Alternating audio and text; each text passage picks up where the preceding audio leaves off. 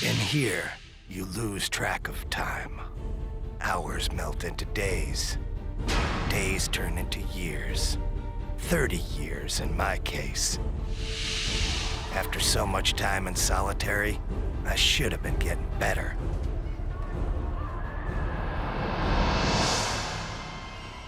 But in my heart, I always knew there was no cure for what happened to me.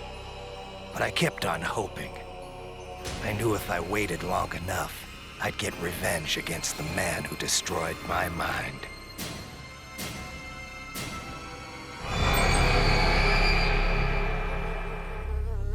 But I could only wait so long. Every day, the visions got worse. Soon I wouldn't be able to tell reality from my nightmares. But then, my life changed. He called himself Calypso. He said he ran a contest. Winner take all. In my case, first prize meant getting even with the man who stole my sanity. How could I refuse? I agreed to play.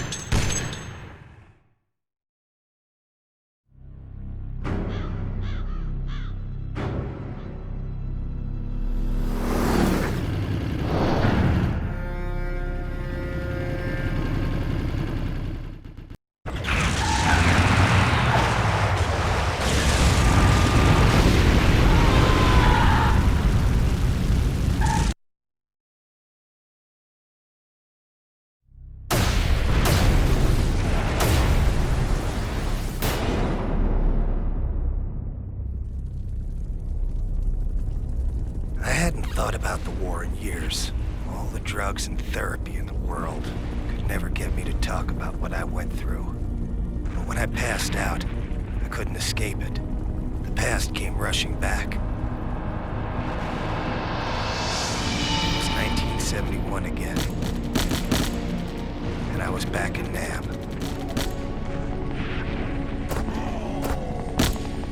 Ben had gone down. It was just me, all alone, trying to revive him. I was shouting to Benny, trying to see if he was okay.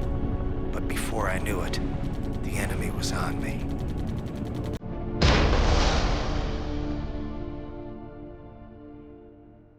They put us into some stinking hole, 25 feet below the ground. Benny was in bad shape. I didn't know how long he was gonna hold out. Seems like forever I was screaming for someone to come and help him. Then one day, we had a visitor. The guy was an advisor to the Vietnamese. And he had his own unique idea of torture.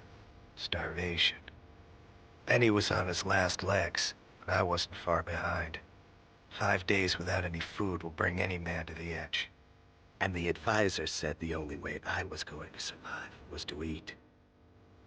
He gave me a knife and started laughing. He said if I wanted food, I'd have to make do with whatever I could find in the hole. I tried to block out what was happening. I knew what he wanted me to do, but there was no way I was going to give him the satisfaction. Benny died 2 days later. I couldn't look at him. I didn't even want to think about it. It's amazing the things you'll do to survive. I think Benny would have understood.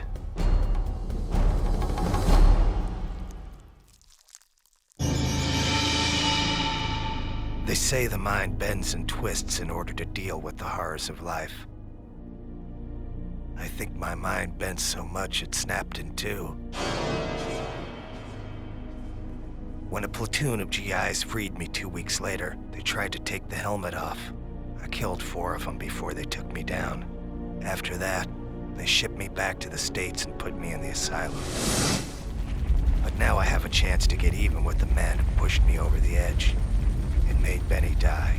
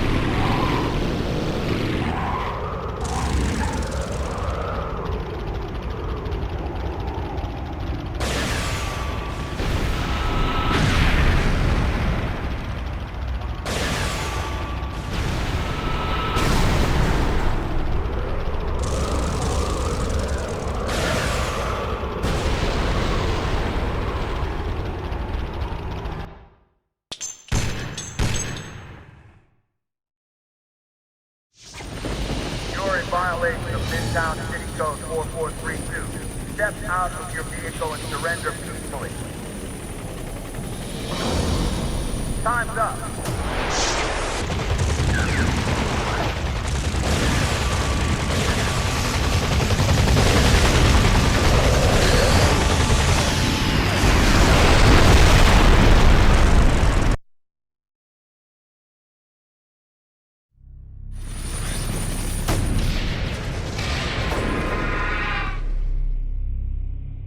I'd done it. The battle was over. I'd won the contest. I went to see Calypso. Turns out he was a man of his word. He told me it was time for a reunion.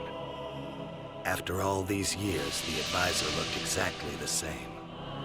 He didn't know who I was, but I recognized him.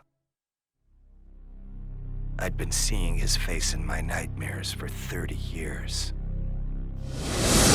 Calypso had one more special prize for me. Dinner for one. 30 years is a long time to be locked away. You get kinda tired of asylum food. But after all this time, something new was on the menu. As much as I hated to admit it, over the years I developed a special craving for human flesh.